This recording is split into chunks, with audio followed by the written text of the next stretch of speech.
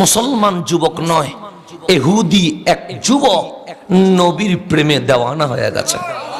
তা ইবনু তাইমিয়ার ছাত্র ইবনে কাসির রাহিমাহুল্লাহ, ওনার কিতাব আল বিদায়া ওয়ান নিহায়াতে আছে, আমি রেফারেন্স দিয়ে গেলাম। ইহুদি যুবক নবী দেখে দেওয়ানা হয়ে গেছে। নবী বাজারে, যুবক বাজারের কোনায় গিয়ে দুই চোখে নবীর দিকে তাকিয়ে থাকে। নবী রাস্তায়, যুবক রাস্তায় দাঁড়িয়ে নবীর দিকে তাকিয়ে থাকে। যুবক দেখে রাসূল যেখানে, যুবক সেখানে। এখন আপনি যদি আমার পিছনে পিছনে একদিন, 2 দিন, 3 দিন, 4 দিন ঘুরেন, নিশ্চয়ই আমি জিজ্ঞেস করব কি হলো, কথা ঠিক না? তা আমার নবী যখন 3-4 দিন চলে গেল, ডাক দিলে ইয়া শাবা, এই যুবক, মা বালুকা, তোমার কি হলো? যুবক নবীর দিকে তাকিয়ে মুস্কি হাসি দিয়ে বললেন, আনা উহিব্বুক ইয়া রাসূলুল্লাহ, নবী রে, আমার ভেতরে প্রেম জাগ্রত হয়েছে, আমি আপনি নবীকে বেশি ভালোবাসি।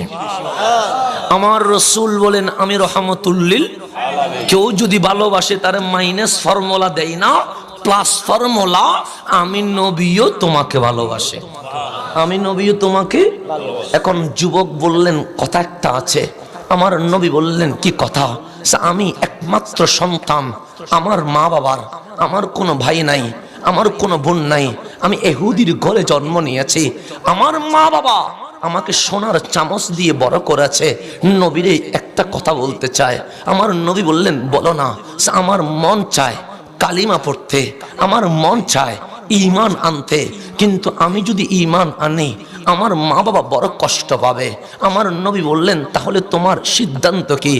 আমার সিদ্ধান্ত, মা বাবা যেহেতু কষ্ট পাবে সেই জন্য ইহুদি থাকবো, কিন্তু মন থেকে তো আপনারে মাইনাস করা যাবে না, আমি ইহুদি থেকে আপনি নবীকে ভালোবাসতেই থাকবো।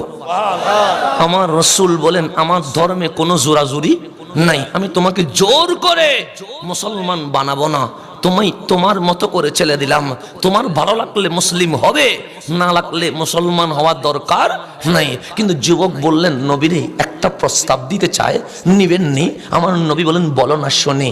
আমি তো ইহুদি হতে পারি, কিন্তু বুকে তো আপনি নবীর নাম। নবীরে, আমি ইহুদি ধর্মে থেকে আপনি নবীর খেদমত করতে চাই।